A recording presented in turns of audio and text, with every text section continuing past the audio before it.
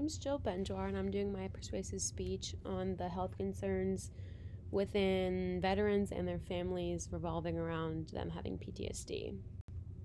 Throughout my research and everything for PTSD and how it affects the veterans themselves and the families, I found most of my information on the veteransassociation.org and given our organization's website because of how well they interact with each other and how Give a Hope bases their information and medical advice off of the VA's website.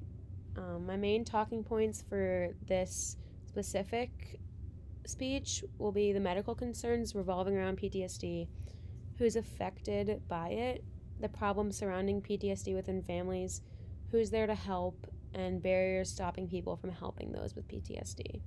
One of the first problems I saw with all of my research was that veterans and active duty military personnel that are returning from overseas see a huge decrease in mental and physical health because of everything hitting them at once as they return.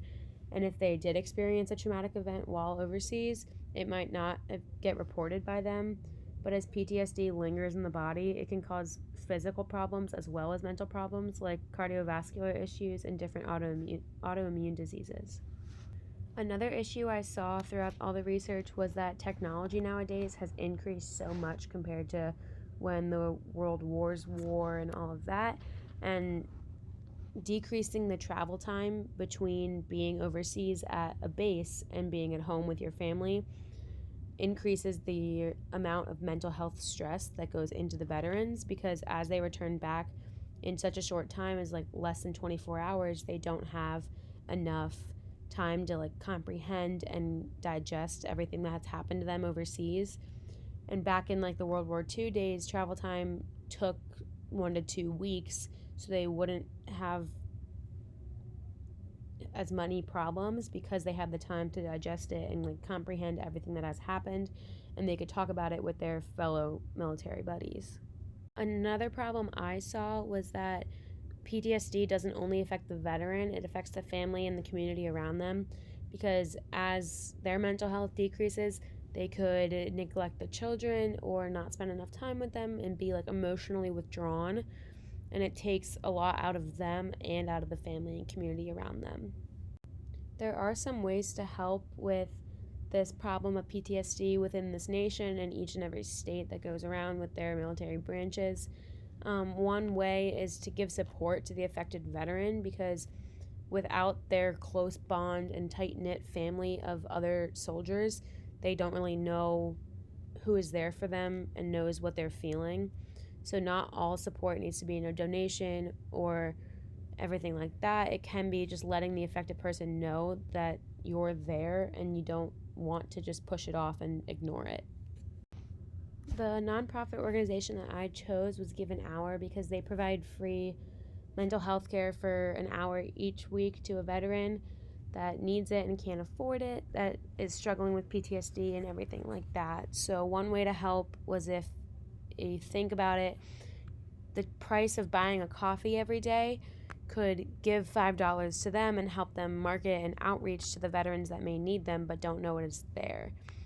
And another way is, if you do have a mental health degree in any way, psychology, psychiatry, therapy, you can give an hour and register yourself through them so you can help a veteran each week to overcome what they are going through and or help their families with what they're going through.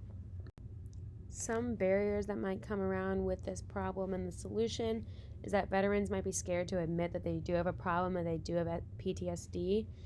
And on the other hand, family members and community members might not want to barge into their lives if they see it happening, because they don't want to put the pressure on them to admit it.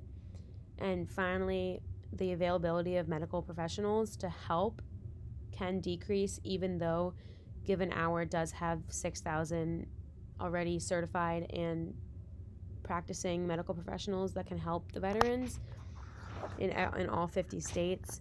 But even with that, it still can be a challenge to find some to get the time right.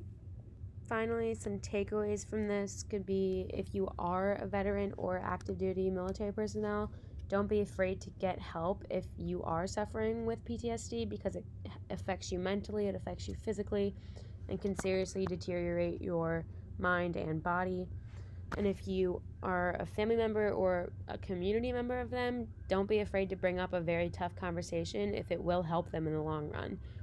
And also, donate time or money to give an hour, because they really do help so many veterans throughout the year, and it keeps many of them alive and doing well now. Here are my references for all the information that I used for this speech and PowerPoint. They are very good websites and very good articles if you do want to take a look. And finally, here are all my references for the pictures that I used throughout the slides. Good. Thank you.